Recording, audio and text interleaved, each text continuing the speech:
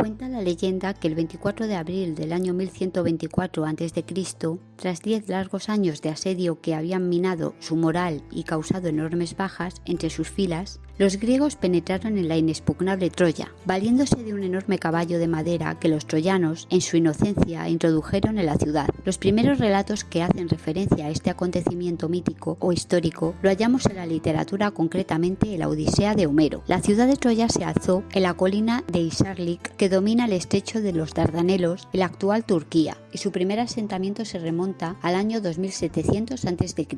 cuando los griegos colonizaron la costa oeste de Asia Menor. Tras ser rescatada de las nieblas del tiempo por el aventurero alemán Heinrich Schliemann en 1872, los escépticos que dudaban de su existencia tuvieron que reconocer, aunque fuera a regañadientes, que en efecto la mítica ciudad cantada por Homero realmente existió. De hecho, el caballo de Troya se ha convertido en uno de los mitos más famosos y perdurables de la antigüedad clásica y ha hecho correr ríos de tinta. Muchos estudios se han centrado en si realmente el caballo fue real o por el contrario fue solo un mito. Esos mismos estudios se hacen asimismo muchas preguntas, como por ejemplo, ¿cómo pudo haberse construido un caballo de tan colosales proporciones en tan poco tiempo y de dónde salió la madera con la que los griegos presuntamente lo fabricaron? La legendaria guerra de Troya se narra en la Ilíada, el inmortal poema épico compuesto por Homero, que según la opinión mayoritaria de los expertos fue escrito durante la segunda mitad del siglo VIII a.C.,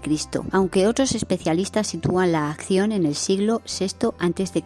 Tras el rapto de la hermosa Helena, esposa de Menelao, rey de Esparta y hermano de Agamenón de Micenas, los espartanos formaron una liga con otras ciudades griegas para atacar Troya y rescatar a su reina. Según Homero, la flota invasora estaba compuesta por más de 1000 barcos, que asediaban Troya durante el verano y regresaban a sus ciudades el resto del año. Pero tras 10 años de infructuoso sitio, la ciudad solo pudo ser tomada mediante un engaño concebido por uno de los héroes griegos más ingeniosos, Ulises, rey de Ítaca, para lograr tomar de una vez Troya y de un enorme caballo de madera donde se introdujo un grupo escogido de guerreros. El astuto Ulises hizo creer a los troyanos que los griegos, hartos del conflicto, habían abandonado Troya y regresaban a sus casas, y que para tener una buena travesía habían dejado en la orilla un regalo para los dioses, un gigantesco caballo de madera que los confiados troyanos introdujeron en la ciudad a pesar de las advertencias del sacerdote Laoconte. Durante la noche y aprovechando los festejos que se estaban llevando a cabo para celebrar el fin de la guerra, los griegos salieron del caballo y abrieron las puertas de la ciudad para dejar entrar al ejército. El resto es historia. Miles de años después de que presuntamente tuvieran lugar esos terribles acontecimientos, las excavaciones llevadas a cabo por Heinrich Schliemann, el descubridor de Troya, en Isarlik en el siglo XIX, permitieron conocer más sobre los habitantes de Troya y su forma de vida, aunque de lo que no quedó ni rastro fue de los restos del famoso caballo. Y tampoco es de extrañar, porque si realmente existió alguna vez un artilugio de esas características y estaba hecho de madera, sería bastante difícil que se hubiese conservado. Pero en caso de haber existido, ¿cómo era el famoso caballo? De hecho, ha sido el poeta Trifeodoro en su obra La toma de Ilión quien ha dejado la descripción más extensa que se conoce sobre el caballo de Troya. En el poema, el autor, que narra un sinfín de detalles tanto de la construcción como de su aspecto, dice de él que era una obra impresionante, dotada además de una gran belleza. Por ello suscitó una gran admiración entre los troyanos, que no sospecharon que la muerte se escondía en su interior. Sea como fuere, el misterio de su construcción sigue aún vigente, ya que de haber existido este artefacto, se especula con que los griegos podrían haber utilizado la madera de sus propios barcos para construirlo. En los últimos años, diversos autores han puesto en tela de juicio la existencia del colosal caballo dentro del cual los griegos lograron traspasar los inexpugnables muros de Troya. Y no solo eso, arqueólogos como Joaquín Ruiz de Arbulo dudan de que lo que venció a los troyanos fuera realmente un caballo. El investigador propone que los griegos, sabedores de la predilección que sentían los troyanos por los equinos, dejaron varado en la orilla un barco en el que había tallado un mascarón de proa en forma de cabeza de caballo, algo muy propio de la cultura fenicia. Pero el caballo de Troya no ha sido solamente objeto de descripciones literarias. La fabulosa máquina ha sido asimismo representada en innumerables obras de arte. De hecho, una de las representaciones más antiguas del caballo de Troya puede verse en el llamado vaso de Mykonos, que data del siglo VII a.C.,